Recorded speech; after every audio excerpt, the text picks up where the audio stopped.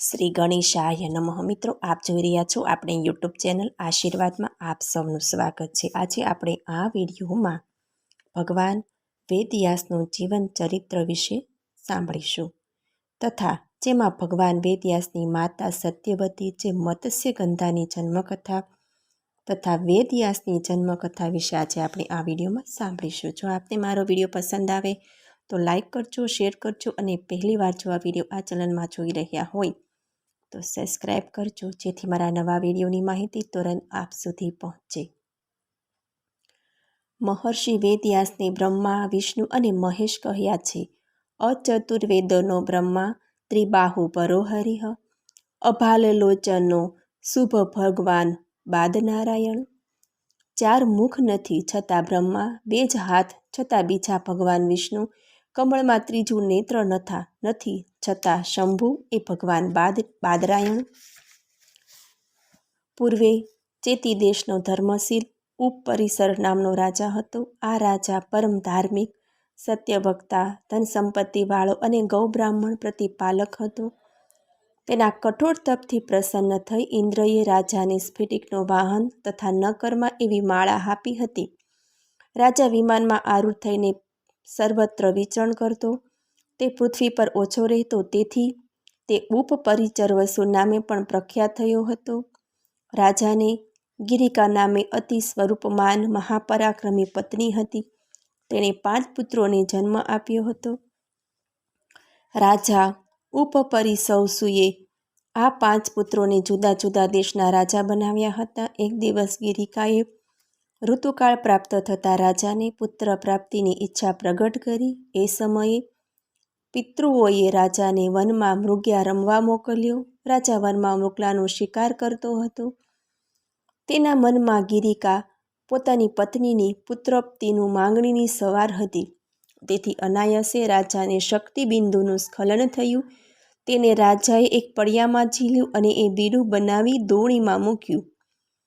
રાજાએ પ્રધાન પાસે રહેલ બાજ પક્ષીને સજ્જ કરી આ શક્તિબિંદુનું બીડું રાણી ગિરિકાને પહોંચાડવાની વ્યવસ્થા ગોઠવી. આ પડિયો લઈ બાજ પક્ષી આકાશ માર્ગે વિહાર કરતું હતું. તે દરમિયાન બાજ પક્ષીની નજર તેના પર પડી, તેથી તેણે પડિયો લઈ જવા તે બાજ સાથે ઝપાઝપી કરી. આ લડાઈ દરમિયાન શક્તિબિંદુનો પડિયો યમુના નદીમાં જઈ પડ્યો. બંને બાજ પક્ષીઓ પોતપોતાને માર્ગે ચાલ્યા ગયા.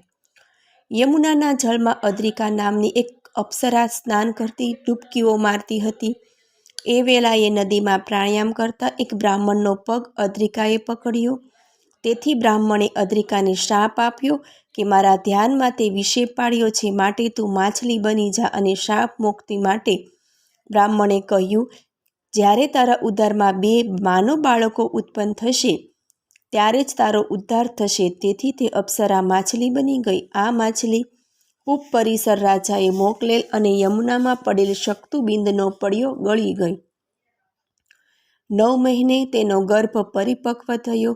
યમુના કિનારે દાસરાજ મલ્લાહ નામના માછીમારને જાળમાં આ ગર્ભવતી માછલી મળી. મલ્લાહે તેના પેટમાંથી એક પુત્ર અને એક પુત્રીનો પ્રસવ કરાવ્યો.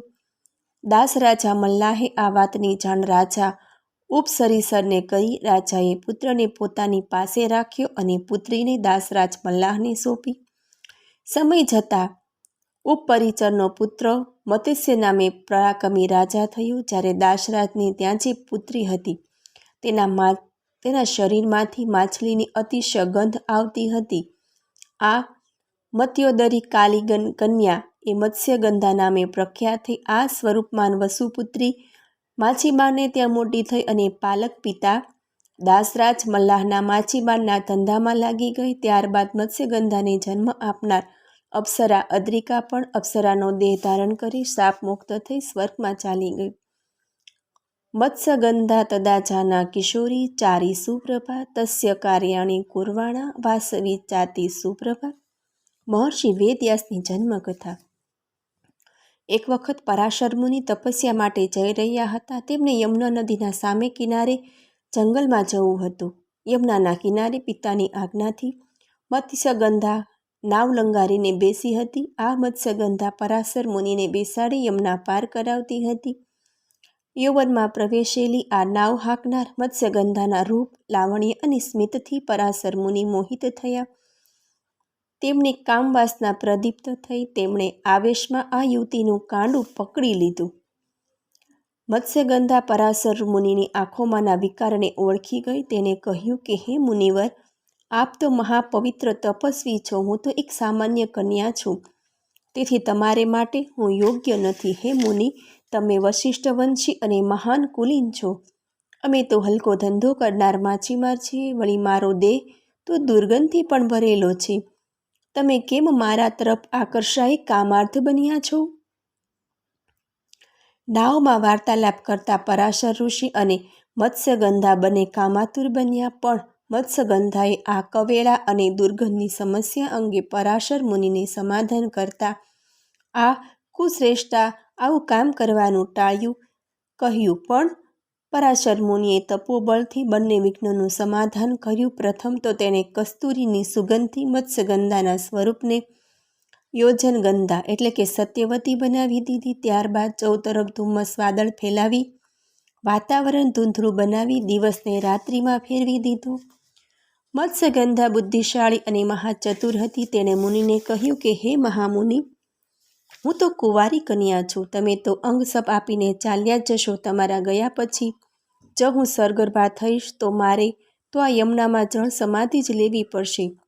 તમારા ગયા પછી મારા પેલા પાલક પિતાને હું મોં દેખાડવા લાયક પણ રહીશ નહીં. મારા પિતા મને અપાર પ્રેમ કરે છે. મુનિએ કહ્યું કે હે કુમારિકા, તારી મનોકામના શું છે તે પૂર્ણ થશે. મત્સ્યગંધાએ કહ્યું કે હે મહામુનિ, આપણી આ ઘટનાનું રહસ્ય ગોપનીય ગુપ્ત રહેવું જોઈએ. મારું કન્યાવ્રત અખંડ રહેવું જોઈએ. હું હંમેશા અહોનિશ, યૌવનસભર અને યોજનગંધા જ રહું. મને તમારા જેવો અદ્ભુત શક્તિશાળી, મહાપ્રતાપી અને તપોનિધિ પુત્ર પ્રાપ્ત થાય એવું આપ મને વરદાન આપો. પરાશર મુનિએ કહ્યું કે હે કુમારિકા, તું હંમેશા સ્વરૂપમાન યોજનગંધા તરીકે ઓળખાઈશ. તું જે પુત્રને જન્મ આપીશ તે સામાન્ય નહીં પણ વિલક્ષણ વ્યક્તિત્વ ધરાવનાર આ વ્યક્તિ વિષ્ણુનો અંશ હશે. તે મહાપુરાણોનો રચયિતા થશે અને સાહિત્ય સૃષ્ટિનો સર્જક થશે. તે ત્રણેય લોકમાં પ્રસિદ્ધિને પામશે. હસ્તિનાપુરનો રાજા શાંતનુ સત્યવતી તરીકે તારો સ્વીકાર કરશે અને તું મહારાણીનું બિરુદ પામીશ.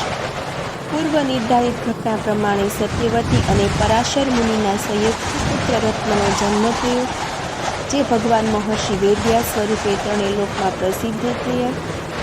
જન્મની સાથે માતા સત્યવતીને સંબોધન કરતા પુત્રે કહ્યું કે હે માતા સત્યવતી, તમારા ઉદરમાં મેં તપ કર્યું છે. આદ્યશક્તિ માં જગદંબાએ મને પોતાનું સામર્થ્ય, દિવ્યતા અને અમોઘ શક્તિ આપ્યા છે.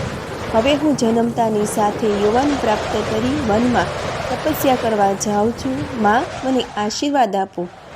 જ્યારે ધર્મ સંકટ કે કોઈ આપત્તિ આવે તો મને યાદ કરશો તો હું તરત જ હે માં, તમારી સેવામાં હું હાજર થઈશ. ત્યારબાદ સત્યવતી પુત્ર વેદવ્યાસે તપસ્યા કરી મનુષ્યને સંસારરૂપી સાગરને તારવાના ઉત્તમ સાહિત્યનું સર્જન કર્યું.